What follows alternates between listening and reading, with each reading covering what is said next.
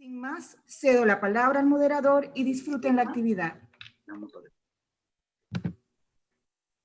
Sí. Hola, ¿qué tal? Buenas noches a todos. Oye, nos falta Gilma Camargo, a quien pareciera aún no están aprobando, pero ya está John en pantalla y creo que por ahí está Frank. Así que pronto vamos a dar inicio a esta conversación que es sobre la invasión a Panamá, ¿no? Un tema que es como, hombre, es un tabú en Panamá todavía, John. 30 años después. Hola, buenas. Increíble, ¿no? Increíble. No hemos podido abordar el tema con independencia y sin miedo, ¿no? Que es como, no sé si el golpe, la invasión fue tan fuerte que aún no nos hemos logrado sacudir. Lo cierto es que el asunto de hoy es que vamos a presentar un libro que aborda la invasión, pero aborda la transición democrática que sufrió Panamá y que muchos saben que se ha dado con mucha brutalidad y con mucha impunidad. Y bueno, quiero agradecer a John Lee, que está en Londres a medianoche, despierto un viernes. Yo lamento esto, pero bueno, bienvenido, ¿no? Mientras llega Gilma y llega Frank. Claro. Bueno, mira, Víctor, gracias. Yo los estoy viendo ahí en la pantalla. Hay unos cuadritos ahí arriba y veo a Gilma, que tiene un turbante anaranjado. Okay. Y Frank, que está ahí con su hija, ahí, Azalia. No sé si Okay. lo ves tú. Yo todavía no los veo, pero entiendo que ya está ahí, que le falta abrir el micrófono. Sí. No me contestas, pero yo supongo que está. Hombre, es curioso eso del pasar del tiempo, ¿no? Que sucede así con mucho, no sé, con muchos traumas nacionales. A veces la siguiente generación ni lo mira y hay que saltar a otra al cabo de 30 hasta 40 años para que la nueva generación recién empieza a pesquisar y a medir lo que fue el efecto de traumas como la invasión de Panamá. Estoy pensando en otros sitios también que han tenido guerras o genocidios y a veces el shock colectivo parece perdurar un tiempo. Y también hay esta cosa de los trueques políticos que hacen que la siguiente generación no hace otra sino hacer la vista gorda hasta que ha pasado el tiempo y recién al rato empiezan a mirarlo ya más fríamente. En fin. Bueno, yo creo que este libro es posible 30 años después. Sí. Y da la posibilidad de poder mirarlo sin que te involucren o en la cruzada civilista o dentro del sector más afín a Noriega. Y bueno, voy a comenzar por ahí, John, mientras esperamos que Gilma y Frank estén. Frank, ¿nos escuchas? Sí, te escucho. Hola. Solo voy a quitar el micrófono cuando me toca hablar. Ok, pero buenas tardes. Buenas tardes, gracias por estar. Oye, no es que no te veo, pero buenas tardes, pero vamos a empezar ¿le parece que empecemos con Frank, que nos visitó después de la invasión? Creo que estuviste antes de la invasión también, Frank. Sí. Cuéntame un poco sobre ese Panamá que conoce Frank de 1989, 1990. Oye, pues, estás hablando de hace 30 años. Me acuerdo ciertas cosas, de manera muy, que me impactaron mucho hasta hoy día. Yo nunca había estado en Panamá. No sé en qué año fuimos. Creo que fue ahí por 88, 89. Coincidí ahí con John Lee. John Lee y yo nos habíamos hecho una gran amistad ahí en Centroamérica en estos años. Fuimos jóvenes freelancers, pero yo freelancer, él periodista. Y pues tuvimos muchas aventuras. Lo que yo me acuerdo de ese primer viaje, lo más fuerte es poder dar la mano, poder ver de cerca a Noriega, al general Noriega. ¿Te acuerdas, John? Fuimos a Sí, claro. algún tipo de ceremonia Ujú. en el Canal Zone. Me acuerdo que era una cancha de béisbol y hicimos fila. Ahí estaba Noriega, creo que estaban, era el aniversario de la toma de la zona del canal. Y eso, y vi su cara muy de cerca y me impresionó mucho, porque después de todos estos años de ser periodismo, digamos, en Centroamérica, tú ya sabías cómo conocer cierto tipo de mirada que te daba miedo, frío, violento.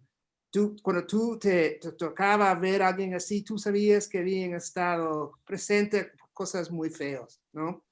Y estaban, que tenían algo muy frío y uno podría decir muerto adentro. Y me acuerdo que eso, y Johnny y yo hablamos mucho de eso después porque estuvimos como impactados, ¿no? De su mirada. Eso me acuerdo muy bien. Me acuerdo que entrevistamos a una oficial muy alta de la embajada gringa. ¿Te acuerdas? Era la encargada política, yo creo. Y él nos dijo off the record que todo lo que estaba haciendo Bush era básicamente retórica política, que ellos de veras no tenían ningún problema con lo que Noriega estaba haciendo en Panamá, que estaban contentos con su papel después de ver, imagino, de cierta manera a crear dificultades para los sandinistas, haber roto esa alianza entre Torrijos y los sandinistas, que es lo que les importaba. Yo la impresión que les valían madres, no les importaba nada el supuesto tráfico de drogas en que estaba metido Noriega. Oye, Frank, te voy a interrumpir un momento porque ya Gilma está con nosotros, parece. Gilma, ¿cómo estás? ¿Nos escuchas? El audio no lo tiene puesto, creo. Dice que aparentemente el audio no. Bueno, Gilma, apenas desconectes ese audio, lo liberes. Bienvenida, ¿no? Por supuesto. Y buenas tardes. Pero bueno, Frank, nos decías entonces que Noriega te daba miedo igual como a John, ¿o no? Pues estuvimos impactando, nos impactó mucho su personalidad, ¿no? Que era puro como esa cosa de que a veces lo llaman carne de presidio, ¿no? O tú sentías ahí una alma ahí formado en las celdas de tortura y cosas así, ¿no? Que tú sentías que él estaba capaz de todo, conociéndolo. Pero eso es una impresión, ¿no? Que a veces te daba a conocer ciertos tipos de gente, como militares en Guatemala, te daban esa sensación, muchas veces, Salvador.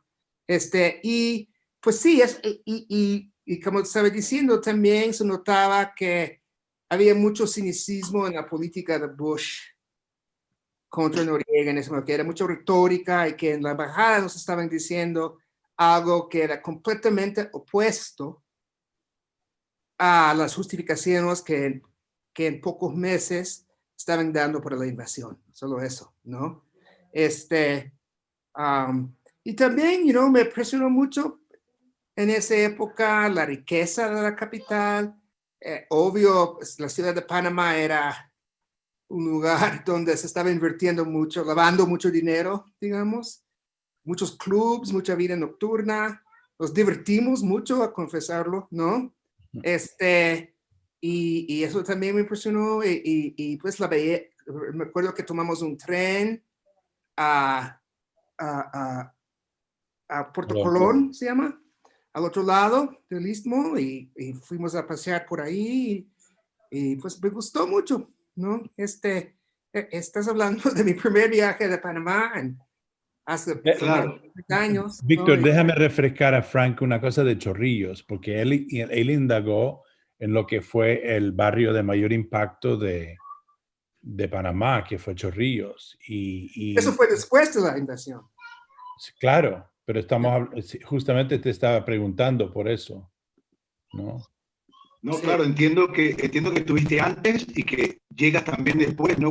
Después de la invasión. Otra cosa, después, tú sabes, cuando tú escribes para revistas, tú llegas al país y tú no sabes qué va a ser tu artículo así yo trabajaba, yo llegaba y buscaba, ¿no? Y muy rápido decidí, no sé por qué, me tocó, decidí irme casi directo a Chorillo. Y cuando llegué ahí, conocí varios jóvenes de ahí, estuve muy impactado por los escombros, las ruinas que quedaban. Y cuando en torno de gente con que me tocó hablar ahí, yo sabía de inmediato que ese iba a ser mi artículo, ¿no? Entonces hice el artículo así, yo estaba, es un tipo casi de coro, ¿no? De gente, sobrevivientes, gente hablando de qué vivieron ahí esa noche de la invasión en el Chorillo. Y todo empieza porque un chavo dice que él tiene un reloj histórico, ¿no? Que él me quiere mostrar. Que él logró, antes que llegaron los bulldozers gringos, él logró rescatar del cuartel del PDF un reloj que según él había parado en el momento que el ataque gringo empezó, ¿no? Y él quería mostrármelo. Eso era como el marco mientras él se fue a buscar el reloj, yo hablé con la gente ahí, y todo este como pequeño misterio de precisamente a qué hora empezó el ataque y cómo la gente ahí lo vivieron, y como metáfora de toda la idea de un reloj histórico, ¿no? Que reflejaba el momento que este barrio de Chorillo desapareció del mapa casi, ¿no? Claro, tú sabes que es un artículo, John, que en Panamá, que Frank y John, que circuló en anónimo, ¿sabes? Creo que rescatarlo 30 años después y que tenga esa huella en el tiempo es valiosísimo, aparte de la reportería, ¿no? Que ves ahí de Frank, ¿no? De presentarnos un Chorillo que incluso hasta nosotros nos asombra, ¿no? Y creo que, bueno, 30 años después es muy valioso porque también dignifica el Chorrillo. Tenemos una visión del Chorrillo pro Noriega y resulta que Frank nos presenta un Chorrillo molesto con Noriega. ¿Qué tú piensas de eso, John? ¿Cómo tú ves eso? Mira, me preguntaste a mí, ¿no? Porque estabas entrecortado, salió tu audio un poco entrecortado, Víctor. Sí. Mira, muchas veces es así, ¿no? En el fragor de las cosas, a veces salen las verdades, ¿no? Si bien eso fue un pueblo, digamos, de los que Noriega, digamos, en las cuales Noriega aparentemente tenía ascendencia, ¿no? Con el periodo de sus batallones de dignidad y demás. Estás hablando de la población más vulnerable, ¿no? Más vulnerable a ir con el más fuerte, a ir con los que parecen llevar la batuta. Y durante su poderío, pues fue Noriega. Y por supuesto quedaron golpeados. Naturalmente también esa misma gente fueron los más afectados por la acción militar de los Estados Unidos y por el hecho de que ahí se hicieron fuertes algunos de los guardias nacionales, ¿no? Y el cuartel de Noriega. O sea que había un malestar y después de la invasión, quedó digamos, la mala sangre de los que habían perdido seres queridos. Todavía hay en España, esa invasión está visto con color de hormiga debido a que murió un periodista español, no en Chorrillo, sino cerca del Sheraton, asesinado por una bala de los militares norteamericanos. Y bueno, quedó la sensación digamos, de una invasión exagerada, ¿no? De un impacto militar exagerado en un país en que realmente estaba envilecido prácticamente por un hombre, ¿no? Por el accionar de un hombre. Y creo que Estados Unidos nunca saneó el ambiente, no, nunca hizo el esfuerzo ni propagandístico dentro de la población panameña por sanear o curar las heridas causadas por esa invasión. Y por eso mismo creo, no sé, estoy proyectando aquí, pero tú como panameño, Víctor, me imagino que ese bichito lo has tenido. ¿Qué bichito? Esa inquietud, ese desazón ese dolor, ¿no? Lo has llevado durante todo este tiempo, porque siento yo que es así, ¿no? Hicieron su invasión, era un país que recién estaban en el countdown de la entrega del canal, habían pasado el malestar, pero también el acuerdo de los acuerdos del canal unos años antes, y de pronto hubo ese bochinche con Noriega. Sin embargo, Panamá no era de los países en que digamos, en que Estados Unidos había entrado a pelear encubiertamente, como fue Nicaragua, Honduras, o El Salvador, o Guatemala. Fue un poco el país santuario, ¿no? La zona del canal y demás. Y que de pronto era casi como que, ajá, tú me echas, pero te doy antes. Y un poco así. Yo creo que para muchos panameños, digamos, la fuerza desmedida de la invasión fue un poco tomado así. Había ese amor-odio también con el norteamericano, con el gringo en Panamá, ¿no? Una relación desde el nacimiento del país, un poco nunca del todo reconciliado, ni digerido. Y entonces yo creo que también por eso un poco la trauma ha perdurado, porque ¿qué cosa era Panamá en el año, hace 30 años? ¿Era una colonia bastarda de Estados Unidos? ¿Era un país independiente? ¿Qué cosa era? Y Noriega también entró a tallar ahí porque aunque no era Torrijos, ni mucho menos, intentaba expresar esa voluntad independentista de un país que nunca lo había sido en realidad. Y la invasión de Panamá, aunque, entre comillas, liberó al país, ¿no? De Noriega, que era un tipo maluco, que digamos, también lo hizo más satélite o un poco más títere de Estados Unidos nuevamente, ¿no? Y con una serie de presidentes que, algunos sí eran, digamos, señores independientes con todo lo que tú quieres, pero los primeros no. Los primeros eran muy como marioneticas, ¿no? De Washington, y eso se sintió duro. No sé, hay mucha tela que cortar aquí, creo yo, Víctor. Y Bueno, yo les quiero contar que aparte de tu visita a Manuel Antonio Noriega, que me va a explicar posteriormente, John, sí, y aparte de profundizar con Frank un poco sobre ese chorrillo del 90, los últimos 4 años, yo pasé detrás de una familia que había creado una especie de pacto de silencio para preservar la muerte de su hijo. Y pese a que Panamá estaba haciendo incontables esfuerzos para, digamos, establecer estas dos preguntas que surgen cuando se pulverizan, ¿no? ¿Dónde están y cuántos son? Esta familia había decidido mantener una reserva de todo este tema. Entonces pasé mucho tiempo detrás de ellos averiguando cómo se fragua un pacto de silencio de una víctima. ¿Por qué una víctima no quiere perseguir a su agresor?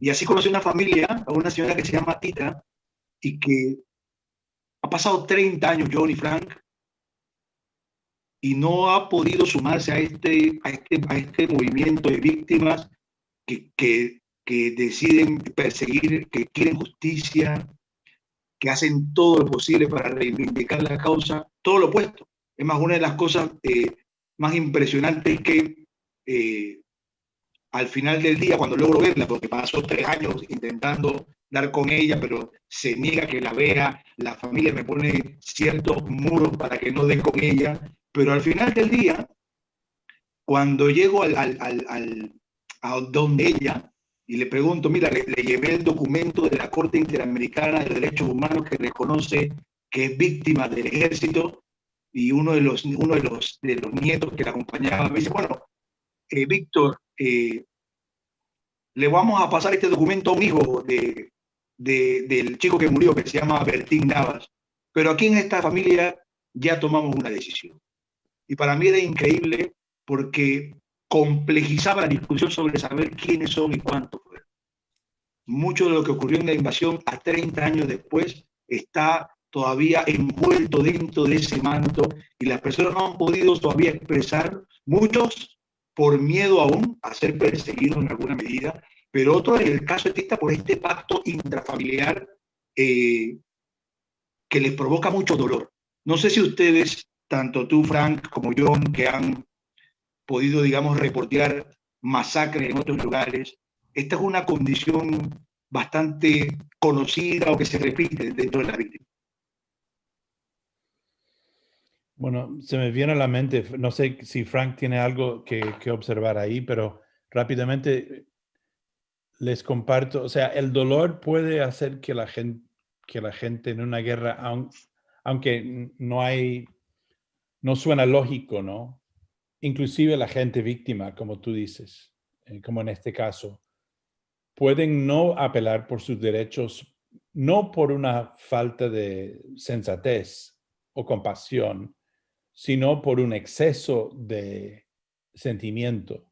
Es decir, a veces el dolor de los sobrevivientes, de los que pierden, de los seres queridos de la víctima o las víctimas, es tanto que el silencio es la única forma de sobrellevarlo. Por eso es tan duro, ¿no? Porque así la herida nunca se pone como un parche, pero la herida se mantiene vivo como si fuera la pérdida del día de ayer. Y yo, en Irak, yo tenía un gran amigo que tenía su misterio, no sabía si era con el régimen de Saddam o no, pero en la medida que iba avanzando los días previo a la invasión norteamericana, se fue volviendo más y más emotivo él. Y de pronto un día yo le pedí que me llevara a un cementerio británico donde quedaban los restos de los soldados británicos de una guerra anterior de los británicos en Irak del año 1920. Sí, saliendo del cementerio, fuimos a un café a tomar café árabe. Y de pronto él está ahí en llanto, este amigo, y me cuenta y se asusta y me cuenta rápidamente y se recompone, pero en los 3 minutos más o menos en que él estaba, digamos, descompuesto, me cuenta que la visita al cementerio le trajo a la mente su hermano. El hermano de él había sido desaparecido por el régimen 30 años antes. El hermano era comunista y el régimen lo había matado. Y él sabía quién lo había matado. Y era del Mukhabarat, la policía secreta de Irak. Él, a su vez, era un soplón del Mukhabarat. Entonces, este amigo era doble víctima de la tiranía, ¿no? Por un lado, había perdido a su hermano, que lo habían matado, y por otro, tuvo que formar parte de la conspiración de silencio y además servir a los que lo habían matado. O sea, y un poco para mí era como el ejemplo vivo de la perversa condición de toda la gente en ese país, ¿no? Y de algún modo u otro, aunque parece ser un caso extremo, yo creo que algo de eso hay en cada país. Cada persona vive su pérdida y su dolor de una forma distinta. Digo, hay algo importante. Cuando Frank recorre el Chorrillo, Frank, de repente parece como que los chorrilleros quieren conversar contigo, Frank. Cuéntanos un poco esa época, ese momento, porque no es necesariamente lo que hemos vivido. Pues sí, hay que recordar, si vamos a regresar al tema de Chorrillo, Chorrillo fue un masacre, fue un gran crimen de guerra. Es importante, no me sorprende que eso dejó mucho trauma, sembró mucho trauma ahí. En esa noche del ataque, los gringos, en este barrio que hay que recordar que los soldados del PDF huyeron. Ellos habían sido avisados 10 minutos antes que venía el ataque. La gente viviendo ahí, los vieron con sus propios ojos saliendo del cuartel y huyendo, corriendo. Y ellos no sabían por qué. Y empezó el bombardeo y según semiógrafo en la Universidad de Panamá, ¿no? En esa noche cayeron casi 500 bombas, ¿no? Y entonces el seismógrafo se rompió y ya no podía registrar. Había tanto bombardeo, ¿no? Entonces esa gente que vivieron eso, un año después que llegó ahí, todavía están en un shock. Y sí, tenían tantas ganas de, cuando ellos vieron que yo estaba interesado en qué estaba pasando, todos, era como ver ese barrio y lo que pasó esa noche, revivir enfrente de mis ojos a través de lo que esa gente me estaban contando. Y ahí vivía Mingo, y Mingo, él murió ahí en esa puerta, y esta persona murió en esa casa, y casi era como hicieron vivir adelante de mis ojos ese infierno de esa noche, ¿no? Primero, entonces, no es algo que Panamá debe olvidar, debe indignarlos para siempre, ¿no? Y hay que acordarse también que es la razón que se hizo, ¿no? La razón que se hizo casi no tenía nada que ver con Panamá. George Bush tenía un problema de imagen. Se llamaba The Wimp Factor. Él había seguido a Reagan y todo el mundo creía que Reagan era un güey, muy listo siempre a hacer la guerra con cualquiera. Y eso es un tipo de machismo para los gringos. Y como George Bush era niño bien y tenía un poco amanerado, ¿no? De esa manera. ¿Te acuerdas, John? Todos decían que era un wimp, que no era hombre, que no tenía cojones. Sí, sí. Y se acercaba una elección y él hizo la invasión de Panamá solo para mostrar que él podía. Entonces, yo había olvidado un poco de esto, por eso estoy tan impactado yo, después de 30 años, incluso de leer la traducción que ustedes hicieron de mi artículo, a mí se me había olvidado esas cosas, ¿no? Pero ahí está el mano duro gringo, como siempre, que siempre es ¿qué pasa con este país cuando se quiere lanzarse en un país débil y pequeño, que lo tienen que hacer siempre de esa manera? ¿No? Como matar inocentes, echar, una lluvia de bombas. Es una cosa que te hace enfermo acordarse, cuando te acuerdas lo que pasó. Y te hace enfermo saber que vivimos en un país aquí donde es tabú de hablar de estas cosas.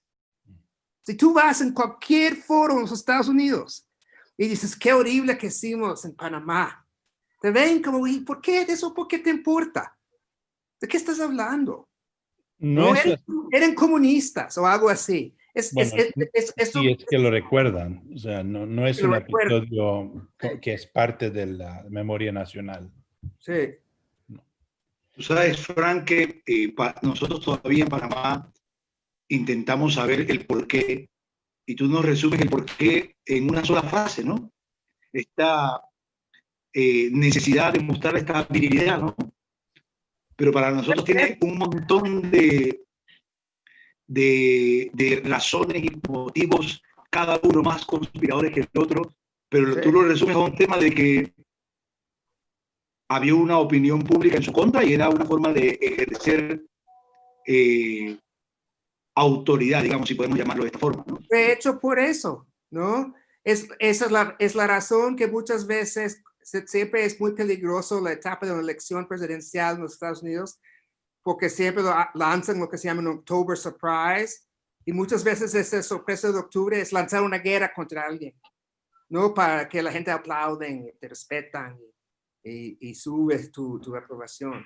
Eso, yo que, y lo otro que quiero decir sobre la trauma que vive, mira, el gran tema de, pues, el país de donde es mi familia, Guatemala, y el país donde yo vivo ahora, México. El gran tema es la manera que la gente convive con la tragedia de los desaparecidos, ¿no? En Guatemala ha sido una jornada ya de 20, 25 más años, ¿no? De saber cómo contestar a cómo empezar a sanar este trauma nacional. Y como dijo John, en los años cuando el ejército todavía tenía poder en Guatemala, el terror es lo que silenciaba a la gente, ¿no? Y también pudo haber sido muchas veces, pues la gente son muy complejos en su psicología de cómo tratan esto, y también para mantener cierta calma en la familia o lo que sea. Pero más que todo miedo y sentirse muy aislado, ¿no? Y lo que yo he visto con mis propios, yo he sido testigo de que la única manera que una sociedad empieza a sanar de una tragedia así es cuando hay movimientos para hacer justicia y para dar oportunidad que las víctimas se pueden sentirse protegidos y parte de un movimiento que insisten que hablan, ¿no? Entonces, para Guatemala, eso fue la Comisión de la Verdad, Guatemala Nunca Más, que hizo la Iglesia Católica, que resultó en la muerte del obispo Gerardi, el juicio contra Ríos Montt, y todo este movimiento que empezó, que la gente se sentían que podían hablar. Aquí en México no tenemos algo así, ¿no? Aquí en México tienes todavía un sistema de pues... Mira, Gilma ya. Hola, Gilma. Hola. ¿Me pueden escuchar? Sí, Ahora sí. ¿Me escuchan Bienvenida. algo? Sí. Oh, muchas gracias. Estaba escuchando esta interesante conversación y pues tenía que presentarme y presentarlos a ustedes, pero ahora va a ser al revés. Yo soy Gilma Camargo, la abogada de las víctimas de la invasión en el caso de José Isabel Salas Galindo y otros versus Estados Unidos. Y Víctor hace un rato me ha estado hablando de este importante proyecto que tenían ustedes de publicar este libro. A mí me parece que el libro, ahora 30 años después, llega precisamente en el momento en que mucha gente joven no vivió lo que Francisco vio, no entiende la imagen que tenía Noriega, tanto en el tiempo de su poderío como su tiempo de su derrocamiento, y queda como una figura que no se comprende muy bien, pero que todavía se teme. Y creo que es importante que tengamos voces como ustedes, primero por ser estadounidenses, porque creo que en los Estados Unidos se conoce mucho más sobre la invasión que lo que se conoce dentro de Panamá. Es ahora que algunos libros nuevos están saliendo, alguna información nueva está saliendo, pero se está lidiando de proyectos de una manera de temor, de complicidad, porque Panamá, existen en Panamá muchos cómplices, tanto de la dictadura como de la invasión, y el temor de la gente está infundado en eso, en el conocimiento de que todavía tenemos una situación de colonialismo y que tenemos una situación de que la verdad no quiere ser revelada. Así que esto, me alegro que por lo menos en los últimos momentos pueda decir algo. Claro. Oye, no, y pues, bien.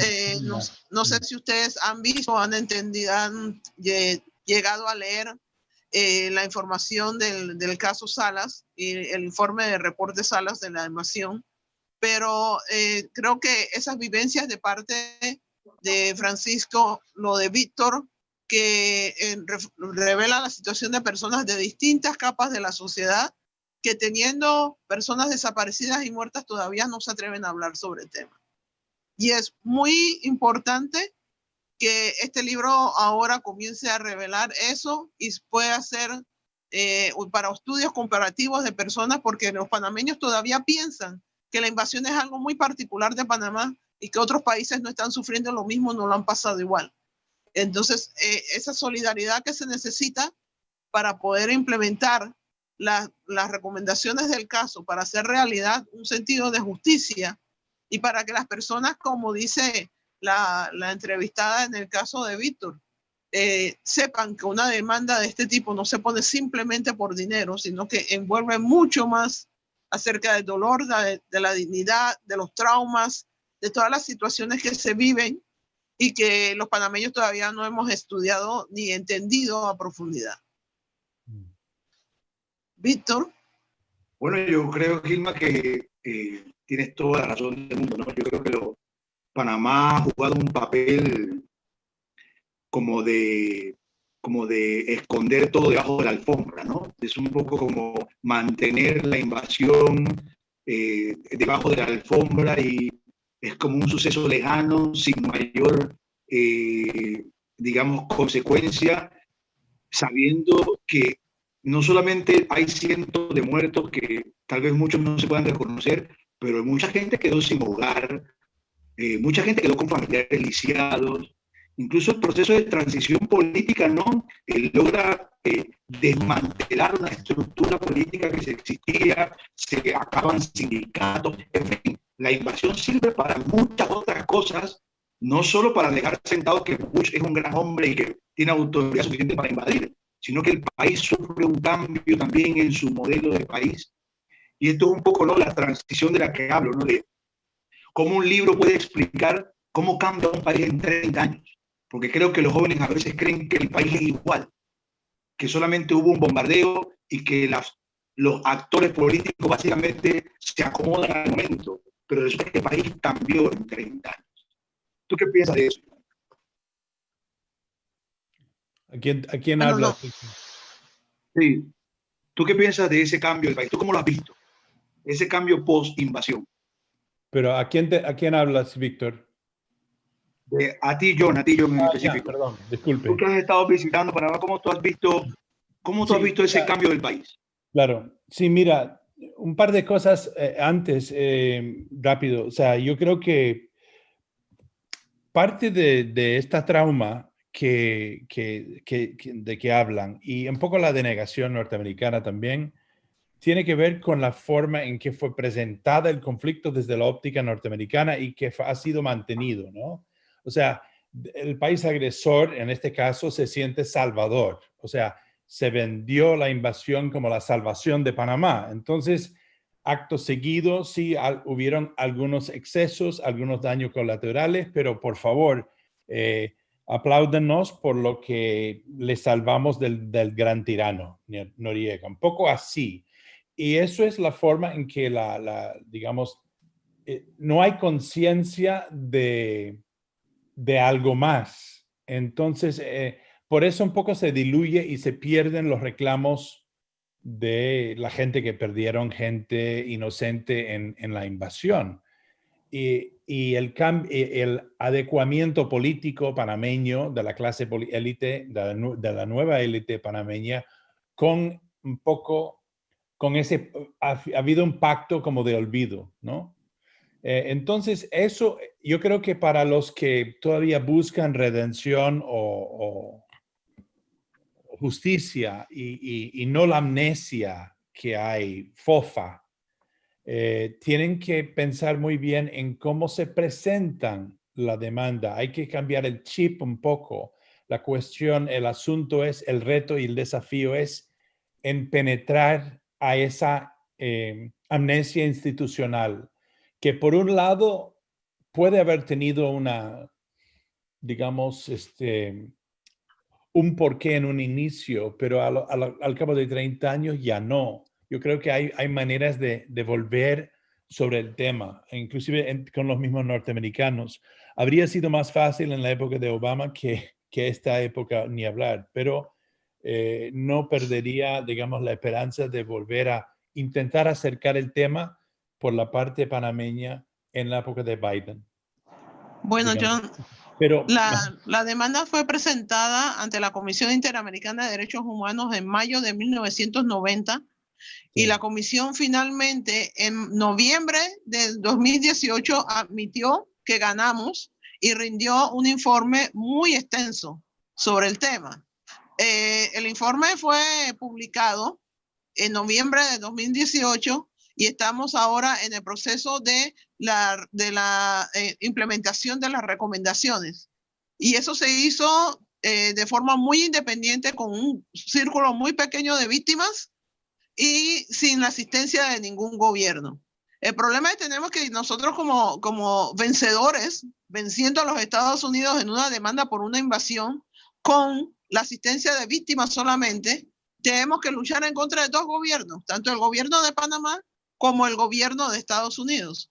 Y lo Claro. que sucedió hoy de no poder comunicarme es una cuestión que yo he estado viviendo tanto en Estados Unidos, porque yo viví en Nueva York por muchos años, y como me sucede todavía en Panamá, cuando tengo que hablar sobre el tema de la invasión, o tengo que hacer alguna entrevista, o tengo que enfrentarme a una serie de acciones de parte de personas, incluyendo algunas víctimas que son utilizadas para tratar de desmeritar una victoria que no es usual, simplemente porque es de una invasión en contra de un país imperialista ganada por los civiles, víctimas de esa agresión militar, sin la asistencia de un gobierno. Eso le abriría las puertas a muchas personas afectadas de invasiones y de agresiones militares en el mundo, pero que el gobierno de Panamá no le conviene que se sepa. Entonces tenemos esa disyuntiva, la dificultad del desplazamiento de las personas. Uno va a Chorrillo, todavía encuentra algunas víctimas, pero la mayoría de las víctimas de Chorrillo fueron desplazadas a 16 comunidades, de las cuales se ha documentado muy poco lo que ha sucedido con ellos en estos 30 años. Y son heridas, como decía John, muy profundas, que se revelan en parte en lo que decía Francisco acerca de esa dualidad de decir, somos víctimas, pero también somos dignos. Somos personas que necesitamos tener un nombre, una identificación, saber que esa persona vivía aquí, esa otra persona tenía un negocio allá. Y esa parte, esa dignidad se está logrando a pesar de las dificultades con el gobierno de Panamá y la presencia permanente de los Estados Unidos acá, comprando conciencias, manipulando la historia, cerrando las oportunidades. Nadie dijo que es fácil, pero al final, en este momento en que los Estados Unidos está viviendo su propia sindemia y sus propias agresiones internas, yo todavía tengo una fe de que un libro como este pueda abrir las puertas a una discusión, un debate con personas como los soldados que fueron veteranos de guerra en ese momento y que en su momento me decían muchas cosas importantes y que ahora tendrán la oportunidad de volver a mirar hacia Panamá de una manera distinta, más viejos, más conocedores de lo que es la experiencia militar y la oportunidad de que venga de voces como la de ustedes, que no son panameñas, que no son sesgadas a un punto de vista de un partido o del otro, sino que objetivamente van discutiendo y comparando con otros lugares donde ha sucedido lo mismo. Mira, Hilma, y aprovecho para reaccionar a lo que dijiste y a la vez responder lo que me pedía Víctor de observar el cambio desde la invasión. Yo creo que lo que acabas de decir es muy cierto. El pasar del tiempo en este caso favorece a la posibilidad de llegar a alguna comprensión, inclusive quizás alguna constatación de lo sucedido por parte de los norteamericanos. Sucedió con Vietnam y empezó a suceder justamente más o menos a los 30 años del final de la guerra en Vietnam. Hoy en día hay reuniones cada rato entre veteranos de Vietnam y de Estados Unidos. Han llegado a muchos acuerdos, pero una cosa fue muy importante y fue un poco el acercamiento por parte de Estados Unidos, que no quiso ni pensar ni ver a los vietnamitas durante 30 años. Fue el acercamiento y el reconocimiento del dolor de, digamos, inclusive crímenes de guerra que había causado Estados Unidos en ese país. Tiene que haber una constatación por parte de un oficial de rango norteamericano de los excesos, abusos, como quieres llamar, y algún fondo de recompensa para los familiares de las víctimas, algo así, para que entonces proceder con el saneamiento, digamos, histórico entre los dos pueblos y sobre todo para los sobrevivientes de la invasión y los otros abusos. Lo que iba a decir es que el reto es mayor a la misma vez que el pasar del tiempo ayuda. El reto es mayor en el sentido de que efectivamente Panamá ha cambiado, se ha transformado hasta cierto punto. Lo que era Punto Paitilla, lo que era el distrito financiero, un poco es el efecto que ha transformado, sino tragado todo el país, ¿no?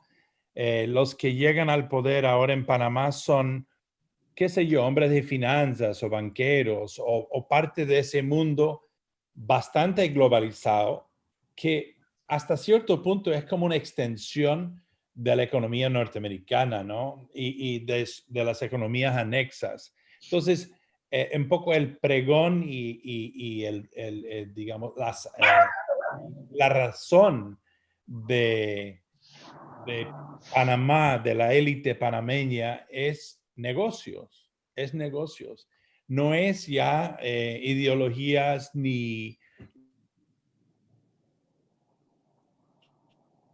urbanizaciones en las playas del país y hacerse rico.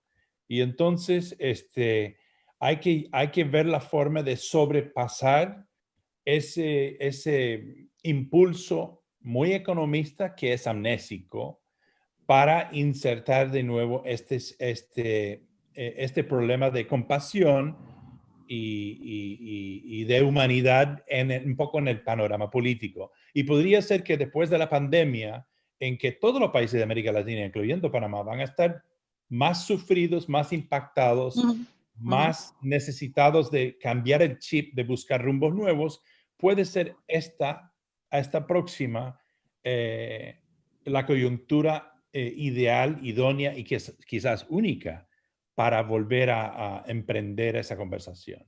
Oye, tengo que interrumpirlos porque ya se nos agota el tiempo.